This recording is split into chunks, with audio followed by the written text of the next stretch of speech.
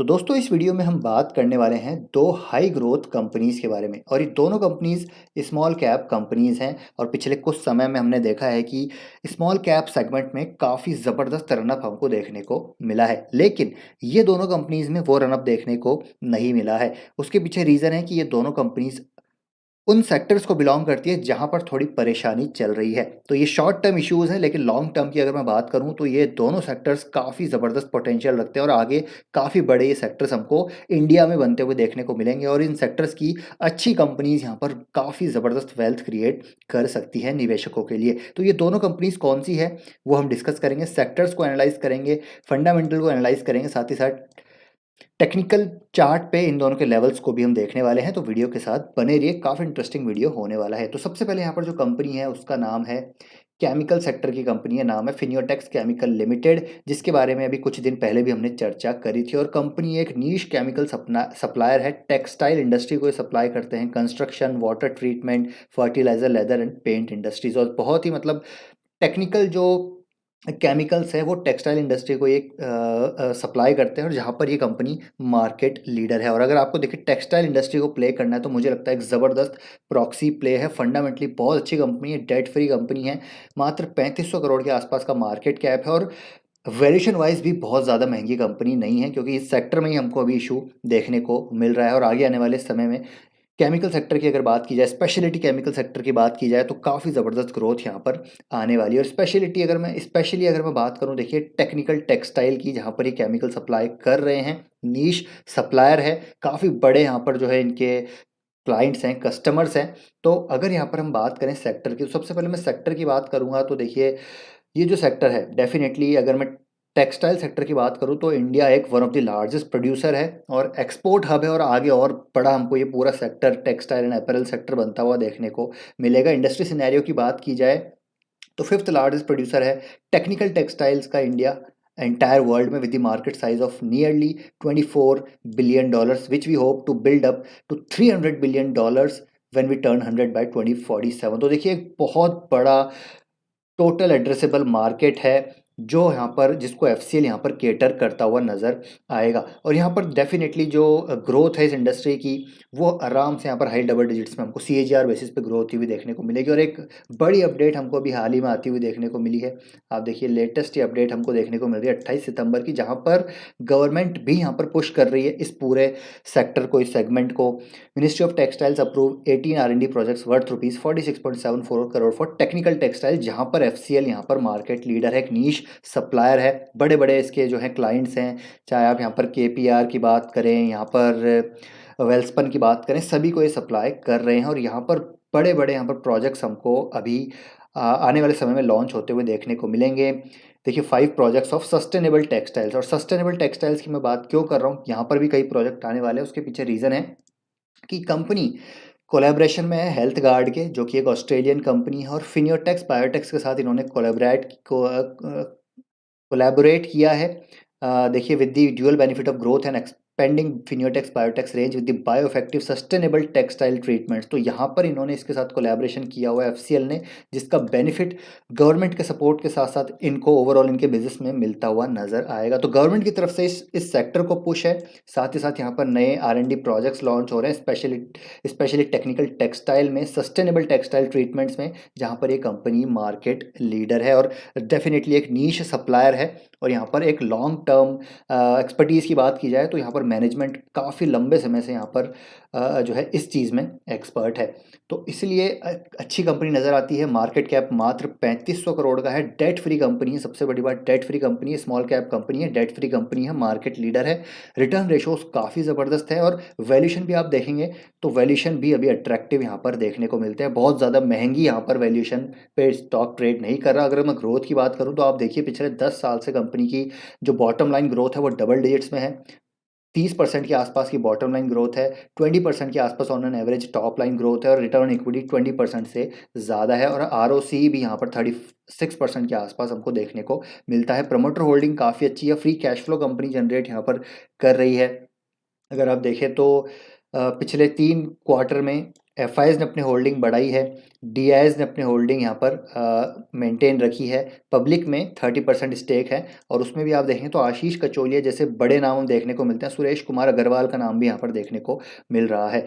तो यहाँ पर डेफिनेटली फंडामेंटल्स अच्छे हैं, ग्रोथ कंपनी की अच्छी है। कंपनी कंसिस्टेंटली आप देखेंगे तो यहाँ पर अपने मार्जिन्स को इंक्रीज कर रही है और आगे जिस प्रकार की सेक्टर में ग्रोथ आ रही है, सेक्टर यहाँ पर ग्रो होगा तो ये कंपनी भी ग्रो होती हुई देखने को मिलेगी। तो एक डेफिनेट प्रॉक्सी है। देखिए डेफिनेटली यहाँ पर अपैरल सेगमेंट काफ़ी हाई ग्रोथ सेगमेंट हो सकता है। ठीक है, textile sector high growth sector हो सकता है, लेकिन यहाँ पर काफ़ी बड़ा कंपटीशन है, इन्वेंट्री इश्यूज हैं, तो इसकी प्रॉक्सी प्ले फिनियोटेक्स के साथ यहाँ पर कर सकते हैं। और जैसे हम बात करते हैं चाइना +1 यूरोप +1, तो केमिकल सेक्टर यहाँ पर ग्रो होता हुआ नजर आएगा। तो फिनियोटेक्स मेरे को लगता है एक ज़बरदस्त बेनिफिशियरी बन सकता है, जिसके बारे में भी कुछ दिन पहले भी मैंने बात करी थी। आप देखिए कि पिछले कब से, ठीक है, ऑलमोस्ट अगस्त 2022 से 1 साल हो चुका है, स्टॉक बिल्कुल वहीं उसी लेवल्स पे कंसोलिडेट कर रहा है। अभी इसको हमने इस लेवल पे भी डिस्कस किया था, उसके बाद एक तेज़ी देखने को मिली, स्टॉक में फिर से कंसोलिडेशन, फिर से यहाँ पर एक रिट्रेसमेंट आई क्योंकि मार्केट में थोड़ा पैनिक देखने को मिला। अभी स्टॉक फिर से यहाँ पर कंसोलिडेट कर रहा है रिट्रेसमेंट के बाद। और ये वॉल्यूम देखिए, तेजी में वॉल्यूम था, गिरावट में वॉल्यूम यहाँ पर ड्राइड अप हो चुके हैं, फिर से हल्के वॉल्यूम के संकेत हैं। तो मुझे लग रहा है यहाँ से स्टॉक फिर से ऊपर जाता हुआ अपने ऑल टाइम हाई के आसपास जाता हुआ देखने को मिलेगा। लॉन्ग टर्म इसको आप होल्ड कर सकते हैं, कोर पोर्टफोलियो का पार्ट बना सकते हैं, एसआईपी वे में बाय कर सकते हैं। अगर स्टॉक गिरता है तो मुझे लग रहा है स्टॉक 280 के लेवल के आसपास आ गया तो अच्छी बाइंग हो सकती है, और उसके नीचे गिरा तो फिर बाय ऑन डिप्स यहाँ पर किया जा सकता है एफसीएल में। तो इस कंपनी को डेफिनेटली आप रडार पर रख सकते हैं। अगर आप वेट करना चाहते हैं रिजल्ट का, तो रिजल्ट का भी वेट कर सकते हैं, क्योंकि केमिकल सेक्टर में थोड़ी सी परेशानी अभी चल रही है। तो रिजल्ट का वेट करना चाहते हैं, रिजल्ट का वेट कर सकते हैं, वरना इस लेवल पे भी यहाँ पर स्टैगर्ड वे में आप इसको एक्यूमुलेट कर सकते हैं। दूसरा है स्टॉक दोस्तों यहाँ पर रेड टेप। रेड टेप के बारे में आपने ज़रूर सुना होगा, एक बहुत ज़बरदस्त ब्रांड है। अभी हाल ही में मिर्ज़ा इंटरनेशनल से इसका डीमर्जर हुआ है और डेफिनेटली काफ़ी अच्छी कंपनी है। 6,000 करोड़ के आसपास मार्केट कैप है। स्टॉक का पी 43 है, हालांकि थोड़ा स्मॉल कैप में जो रनअप हुआ है उसकी वजह से थोड़ा भी यहाँ पर पी बढ़ा है। और डेफिनेटली देखिए पी सिर्फ यहाँ पर बढ़ने की वजह स्मॉल कैप में तेज़ी यहाँ पर नहीं है, क्योंकि ये कंपनी अच्छी है, ग्रोथ यहाँ पर काफ़ी अच्छी आ रही है। पिछले अगर आप देखें तो पिछले 1 साल में कंपनी ने 300% से ज़्यादा ग्रो किया है, टॉप लाइन में, बॉटम लाइन में, मार्जिन्स भी यहाँ पर इंप्रूव हुए हैं, उसकी वजह से भी थोड़ा इसको वैल्यूएशन मिला है। लेकिन रेड टेप की बात की जाए तो बहुत ज़बरदस्त ब्रांड है, सिर्फ फुटवेयर्स में ही नहीं है, एक्सेसरीज़ और यहाँ पर फैशन लाइफस्टाइल में भी हैं। तो ये उसका भी इसको फ़ायदा मिलता हुआ नज़र आएगा, जहाँ पर देखिए इनके ब्रांड्स हैं। मोड इनका ब्रांड है जो कि वुमेन एथनिक वेयर्स कंपनी बनाती है। रेड बॉन्ड स्ट्रीट है जो कैजुअल शूज़ यहाँ पर बना रही है, और साथ ही साथ रेड टेप तो है ही, सभी को पता है। मेरे पास खुद के पास रेड टेप के 2 जोड़ी शूज़ हैं। तो रेड टेप ब्रांड अच्छा है, क्वालिटी अच्छी है। प्राइसिंग की बात की जाए तो प्राइसिंग स्ट्रक्चर भी, मतलब जो एवरेज सेलिंग प्राइस है वो भी काफ़ी ज़बरदस्त है। तो ये हमने बात कर ली यहाँ पर कंपनी की बात करें तो debt almost virtually debt free company. Return ratios आप देख सकते हैं काफ़ी अच्छे हैं। ऑपरेटिंग प्रॉफिट मार्जिन्स यहाँ पर 17% के आसपास हैं, जो कि दूसरी पीयर ग्रुप में देखेंगे तो ऑलमोस्ट अच्छे हैं। दूसरे पीयर ग्रुप में 10 से 15% के आसपास on an average operating profit margin है, तो यहाँ पर प्रॉफिट मार्जिन भी अच्छे हैं। प्रमोटर होल्डिंग काफ़ी अच्छी है, एफआईएस भी हैं इसमें और डीआईएस भी हैं। तो अभी लिस्ट हुई है कंपनी, मुझे लगता है थोड़ा इसको समय देना चाहिए, तो इसको डेफिनेटली आप रडार पे रखिए, इसको वॉच लिस्ट पे रखिए। क्योंकि अगर मैं सेगमेंट की बात करूँ या सेक्टर की बात करूँ तो सभी को पता है कि फुटवेयर सेगमेंट की जो ग्रोथ है वो बहुत ज़बरदस्त इंडिया जैसी कंजम्पशन ड्रिवन इकोनॉमी में आती हुई देखने को मिलेगी।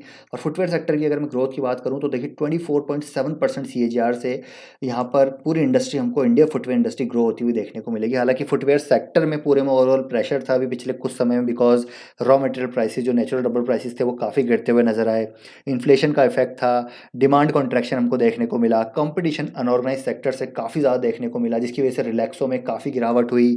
ठीक है, जीएसटी 5% से बढ़ा के 12% किया गया। हालांकि वो सब चीज़ अब एडजस्ट हो चुकी है, सेक्टर ने पूरा एडजस्ट कर लिया है, लेकिन ये सब कुछ इश्यूज थे जिसकी वजह से फुटवेयर सेक्टर ग्रो नहीं हो रहा था। लेकिन अगर मैं एक लॉन्ग टर्म ट्रेजेक्टरी की बात करूँ तो फुटवेयर सेक्टर ज़बरदस्त सेक्टर है, आगे ज़बरदस्त यहाँ पर हमको ग्रोथ आती हुई देखने को मिलेगी। पहले का समय गया जब एक एक जोड़ी जूते हुआ करते थे हमारे पास।